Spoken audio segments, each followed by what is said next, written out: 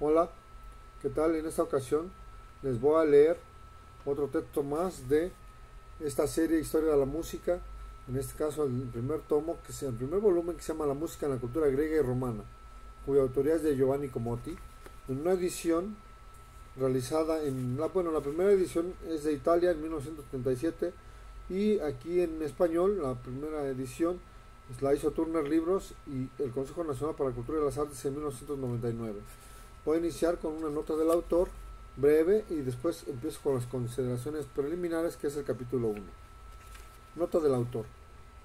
El presente ensayo tiene por objeto el ofrecer un panorama de la música griega y romana en conformidad con el fin que ha inspirado la realización de esta historia de la música.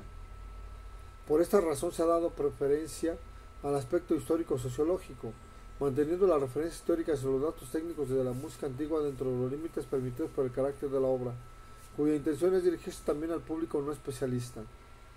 Estas páginas constituyen, en la intención del autor, solo el punto de partida para un discurso más amplio y articulado sobre la historia de la música griega, en el cual se reserva un lugar más amplio al análisis de los textos y las teorías musicales. Giovanni Comotti, Urbino, febrero de 1979. Bueno, ahora siguen las consideraciones preliminares. Los textos musicales y los tratados teóricos.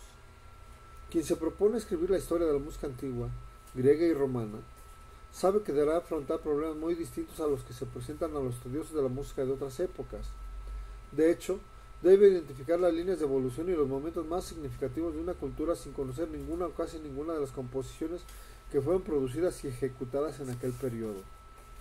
En efecto, no poseemos siquiera una nota de todo lo que ha sido compuesto antes del siglo III a.C., y los poquísimos textos musicales de época helenística y romana que nos han llegado no suministran indicaciones precisas ni exhaustivas, por su exigüidad y su deplorable estado de conservación.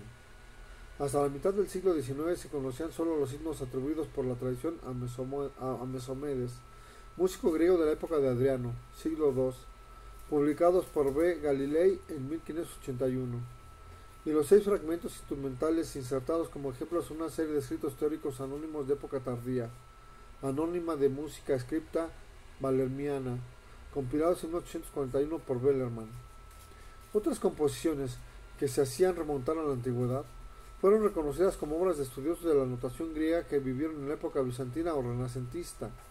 El más conocido es el fragmento de la primera Pítica de Píndaro, versos 1 al 8, que el padre Atanasio Kircher publicó en 1650 en su Musurgia Universalis, aseverando haberlo descubierto en un manuscrito de la biblioteca del convento de San Salvador en Mesina, un manuscrito que, sin embargo, nadie pudo jamás ver después de la publicación de la Musurgia, porque precisamente en aquellos años la biblioteca fue destruida por un incendio. De 1850 en adelante, nuestro patrimonio de textos musicales se ha enriquecido relativamente por el descubrimiento de 3 inscripciones: los 2 signos délficos, el primero anónimo de 138 a.C. y el segundo de Limenio de 128 a.C. y el epitafio de Seikilos del siglo I, y de una quincena de varios fragmentos papiráceos. El más antiguo, el papiro Leith Imp 510, que contiene algunos versos de la Ifigenia en Áulide de Eurípides, es del siglo III a.C. Estas composiciones, todas juntas, no llegan a la extensión de una sonata de Bach para violín solo. Además, casi todas son fragmentadas y su interpretación y transcripción son a menudo problemáticas. Escasas son también las indicaciones culturales que podemos obtener de las obras de los teóricos griegos y romanos, por cuanto estos consideraron el fenómeno musical casi exclusivamente desde el punto de vista de la investigación acústica y matemática. Estas obras, que pese a todo constituyen un corpus bastante considerable por el número y la consistencia de los tratados, pertenecen, sin embargo, también al periodo helenístico y romano. Las más antiguas, el himno 19 de los problemas pseudo-aristotélicos y los armónica de Aristógeno, discípulo de Aristóteles, son del siglo III a.C. Los teóricos griegos y romanos se ocuparon, sobre todo, de la doctrina de los intervalos, calculando sus distancias en base a relaciones numéricas y analizando los distintos modos en que los mismos intervalos pueden disponerse en el interior de los tetracordios, esquemas musicales elementales, formados por la sucesión de 4 notas, que tienen para la música griega la misma función que las escalas en octavas para nuestra música, y de los sistemas, estructuras más amplias formadas por dos o más tetracordios. En algunas de estas obras, en el de música de Arístides Quintiliano, siglo II, en la Isagoge de Baquio Geronte y en la Isagoge de Alipio, siglo V, también son empleados los signos de la escritura musical de uso entre los griegos, pero no encontramos jamás ni una referencia a una composición musical cualquiera, ni una indicación detallada sobre la técnica compositiva y de ejecución. Es evidente que los autores de estos tratados no tenían ningún interés por la música que era ejecutada, sino que se preocupaban únicamente de definir los soportes teóricos de una música desde fuera del tiempo.